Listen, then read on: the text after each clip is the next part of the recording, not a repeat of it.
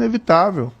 Agora, é aquela mesma história quando se vai discutir que não tem resposta sobre a questão lá do PCC, relação entre o PT e o PCC.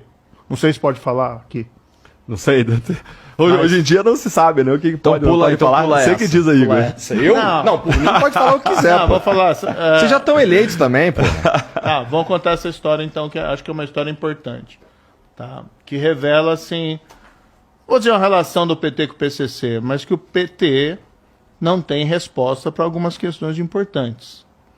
Em 2006, nessa mesma cidade de São Paulo, o PCC, que é a maior organização criminosa do país, cometeu uma série de atentados contra a população. Paralisou a cidade por 2 dias. Morreram aí 59 policiais, inclusive. Tá? Por que fizeram isso? Porque eles estavam ameaçados, os líderes do PCC, de serem transferidos para presídios federais de segurança máxima. Uhum.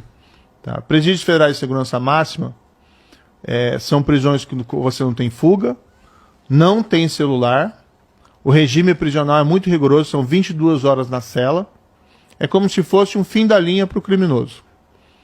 Eles estavam ameaçados de serem transferidos, cometeram aqueles atentados, e aí, pasmem, o que eles fizeram? Conseguiram não ser transferidos.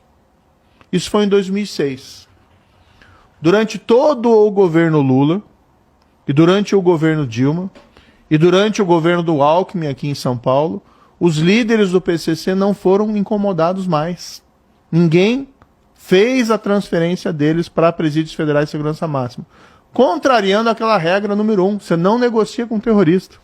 2, o PCC, com essa proteção, ele cresceu e se expandiu no país. O que antes era um problema de São Paulo, virou um problema nacional. E você passa uma mensagem errada para o mundo do crime. Qual que é a mensagem que você passa? Olha, se o governo não tem coragem de mexer com essa organização, se eu sou um criminoso, o que eu penso? Eu quero fazer parte dessa organização. Isso fortaleceu o PCC. Quando eu assumi como ministro da Justiça do atual governo, isso foi lá em janeiro de 2019, a gente fez essa transferência em 2 meses. Diziam que era impossível fazer essa transferência, que ia ter um salve geral no país inteiro, que iam cometer de novo atentados terroristas, que iam matar um monte de gente, que iam virar o país de cabeça para o ar. A gente fez em 2 meses isso.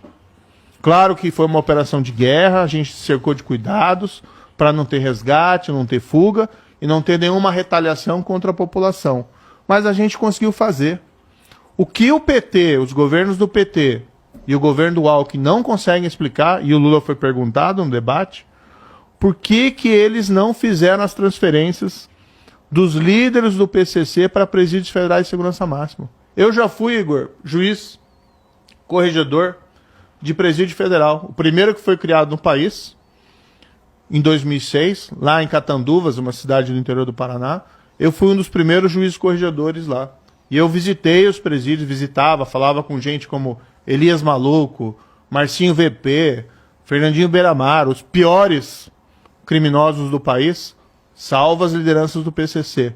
E a gente via que era inexplicável. Por que as lideranças da principal organização criminosa do país não eram transferidos para presídios federais? Qual que era a explicação? Nenhuma. Ou seja, houve uma acomodação. Não estou dizendo aqui que tem uma relação carnal entre PC e PCC, mas essa política do PT, dos governos do PT, de serem frouxos com a criminalidade organizada, isso é verdadeiro, isso aconteceu. E não conseguem também responder. A gente fez em 2 meses, em fevereiro de 2019, eu como ministro da Justiça, a gente fez essa transferência. E o país não acabou, e a gente conseguiu enfraquecer o PCC, que ainda é um problema para o país. Mas a gente fez o que tinha que ser feito, e não se acovardou, como infelizmente fez o governo federal do PT. Uai, seu app de vídeos curtos.